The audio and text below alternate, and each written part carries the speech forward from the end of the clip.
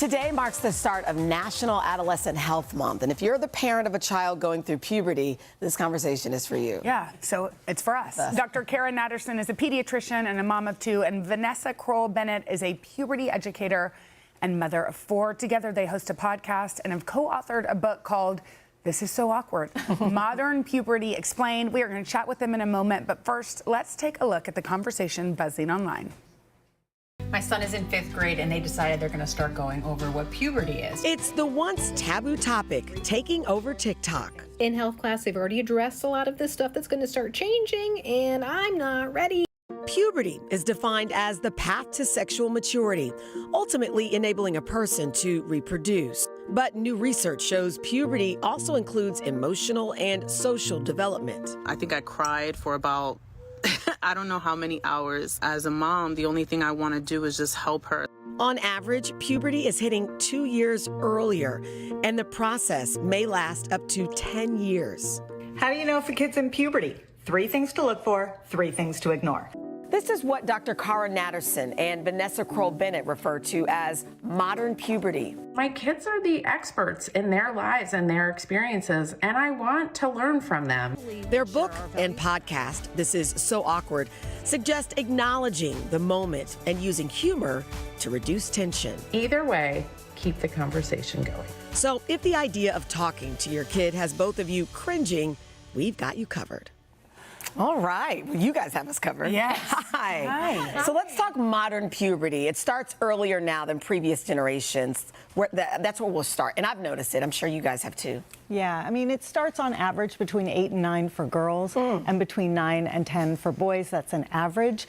And that's a whole lot different than the 11 to 11-and-a-half-year-old range we had a couple of generations ago. Do we know why that is? I mean, there are a lot of theories. There are a lot of people doing research trying to drill down on exactly why. But the reality is, it is what it is. And it's been this way for a really long time. Yeah, it's not like all of a sudden, which it can feel like. It does. So you say during puberty, there's this kind of gap between what's happening in the kid's brain and in their body. How can you explain that?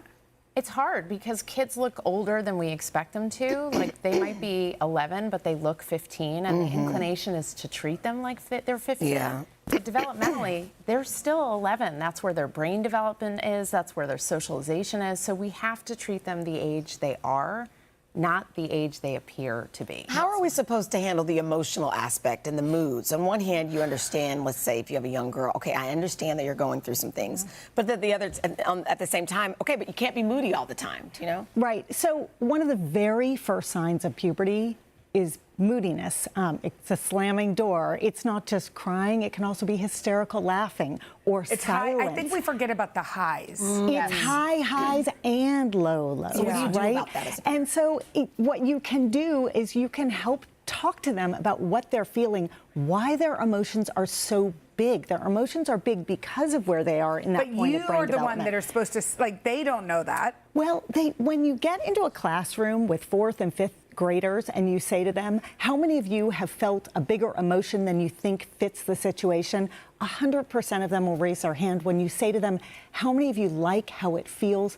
None of them likes it. They're aware. So it's your job to hold the mirror up. Well, and also to bring up the conversation. Because I don't think any teen or tween or young 4th or 5th grader is going to say, I have really high lows. Yeah. And, you know. And you don't have to, like, bring it up because their behavior is going to bring it up when they're crying or angry or laughing. But you don't want to just say, oh, calm down, or don't be so not dramatic. let it be heard. Basically. You don't want to shame them for it because they can't help it. They're on a roller coaster. Was typically the way that it used to happen. We were all raised, correct. Right? So there's this thought that their brain chemically shuts out what you're saying. Is that true? Okay, the data is unbelievable. Wait, are you going to say it is or it isn't? Well, there is a study that shows that between the ages of 12 and 14, the part of the brain that used to respond to mom's voice now responds to peer voice. So what you feel in your own home is very real.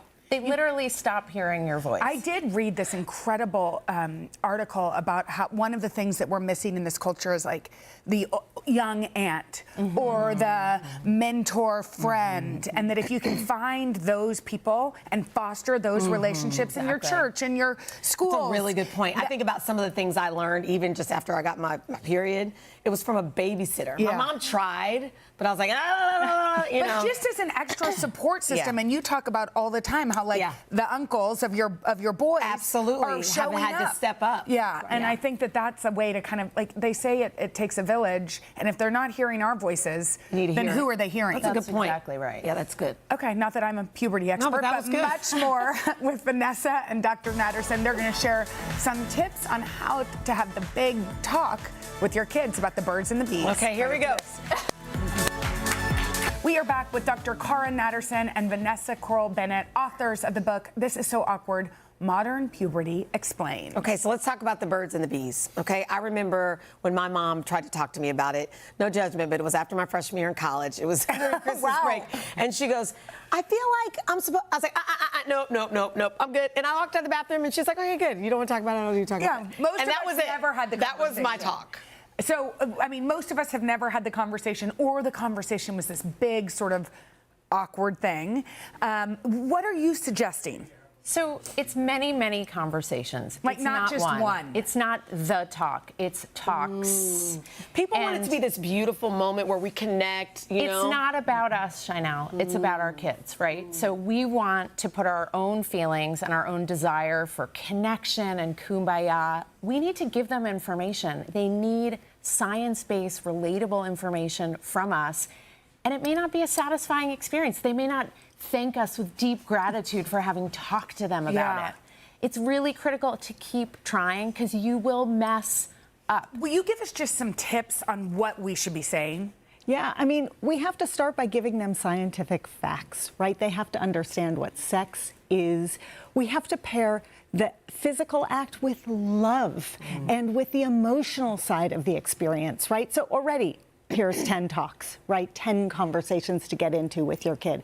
But they do need logistics. They need to understand consent. Yes. They need to understand that that is a two-way street. Yeah. And they've been learning consent since they were in preschool, right? They understand sharing and personal space bubbles. But to talk about it in that space is particularly It's charged. But if you start it earlier and you say, hey, you know what? When your friend says, I don't want you to touch my hair right now, then you got to listen to them. Yes. How do you know when is the right time to talk about the birds and the bees? I remember, or sex ed, any of those things. The school teaches it, and I remember thinking, God, this feels early. But clearly, it's probably earlier than a lot of us think. Well, and you can't depend on the school. Hopefully your school does. We have a health and sex ed curriculum, but like, what if your kid was out that day? What if the teacher's on maternity leave? Maybe they didn't get that information. Well, and hearing it from your parents is probably slightly different. They need to hear it from all sides, not just you, not just school, not just the pediatrician, from all different sides, because they may hear it one way and then pick up on it another time, as we said earlier, they don't hear us anymore. So you think like 5th grade? Well, okay, so here's the answer to when. You have to look at the data around pornography. When are they being exposed? You needed to prepare them. We literally were like, what is happening? We're sad by that. But what is it? I want to know. What grade? Don't tell me. This is from Common Sense Media, a study that was published in 2023. So this is old data, okay? What grade? The average age of first porn viewing is 12, and 15% of 10-year-olds have seen it. So now you have your answer. And this is exposure. They're not like necessarily out looking for it. Did you hear the sigh that just came out of Jenna's body? I'm just so sad. We can't get books in the library, but our kids have access to everything. But here's what we're going to do. We're going to give them good information because we don't want pornographers writing the narrative of what loving, consensual, respectful, meaningful relationships are. They're not giving our kids and that. actually, you need to tell them that that is not what it looks like. 100%. Or what bodies look like. Yeah, we have to get to this because we thought it was so smart. What you write about if you have teens, so a little older, but on the tail end of puberty, who are going out at night and leaving your house. You guys have kind of a checklist of things you should say, not once when they leave, but really every time. Every time, Vanessa. So I posted this New Year's Eve, and it went bananas it's viral. Really smart. Because you want to make sure they know that they have a way home, that they have a buddy system, no man left behind. they have a safe way home, and if they don't, how to say that they don't feel safe, that they can call us any time, no matter what they've done or where they are, and no pills, no powder. Yeah. So be careful with drinks. And you know what I love that you said, and I, in your book too, is that you can start with the "you can call me anytime" young. That's 6, right. 7. If something bad happens at school, you always call me. If you're But you have to mean it. Yeah. So when they do share, then You just listen. be a listener. Yeah. Very good conversation. I mean, we loved it. Yeah, thank you. Where was this conversation in 1997? I was like, oh, I don't want to hear it. All right, you can check out their book, This Is So Awkward, at today.com/book. You guys, thanks for watching. I know. Come join us for all the fun every weekday on NBC. Yeah, and don't forget to take us along when you're on the go. Follow the Today with Jenna and Sheinelle podcast on Apple Podcasts, Spotify, or wherever you listen.